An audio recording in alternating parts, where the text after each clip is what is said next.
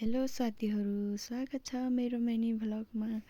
आज पनि आइसकेका छौँ हामी बाख्रीगोलासँगै च्याउ पनि देखाउँदैछौँ तपाईँहरूलाई हेर्नलाई त।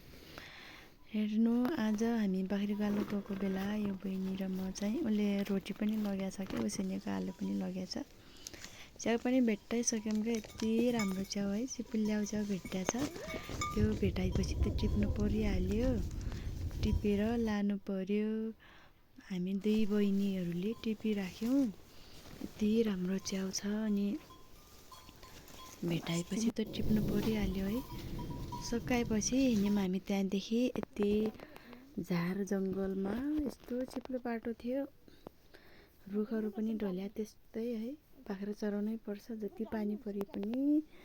अर्को ठाउँमा भेटाएर च्याउ पनि टिपिसकेँ। अनि म चाहिँ माथि माथि लागेँ। बाख्राहरू पनि हामी जता गए त्यतै आउँछन्, यिनीहरू त घाँस काटिन्छन् भनेर यति पछि पछि आउँछन्। त्यही भएर सजिलो छ, बाख्रा हरिँदैनन्। च्याउ खोज्दा खोज्दा हिँड्दा हिँड्दा है यति ठुलो पानी पर्नै लाग्यो क्या। पानी परेपछि त छाता ओढ्नै पर्यो। नानीले छाता पनि ओढिसक्यो, मैले पनि ओढिसकेको छु। पानी पर्दा पर्दा च्याउ पनि भेट्यो है। च्याउ टिप्न लगाएको, अनि सकाएर हामी रुखमुनि बस्यौँ।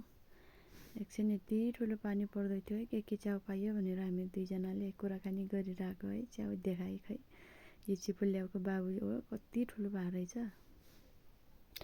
पानी परेर बादल आएर जङ्गलमा त यति अँध्यारो भएको थियो त्यति बेला है, कति अँध्यारो छ। हिँडेर खुट्टा चिप्लेर है, जुका लागेर खुट्टामा यति धेरै रगत काट्दियो कि देखाएको हामीले। जङ्गलदेखि यति गाह्रो भयो है, चिप्लो भएर जुगा लागेर हामी त अहिले जङ्गल नभएको ठाउँतिर लग्यौँ बाख्रा। त्यहाँ पनि यति ठुलो पानी आइरहेको थियो, अनि छाता ओढेरै हिँड्न लागेको के। बाख्रासँग एक ठाउँमै बसेर सकिन्न है, हिँड्नु परिहाल्छ क्या। एक्सर्साइज खुब हुन्छ बाख्रासित हिँड्दाखेरि त। कहाँ हिँड्नुपर्ने। यस्तो राम्रो फुलहरू पनि छ। बाख्राको बच्चा क्या, पानी परेको बेला यति चिसो मानिकन डल्लै पर्ने। बाख्राहरू पनि जाता जाता उभानो, जता जता ओह्राल्छन् त्यतै त्यतै जान्छन्। पानी पनि अल्तै सानो त होइन है, कत्रो ठुलो ठुलो पर्छ क्या।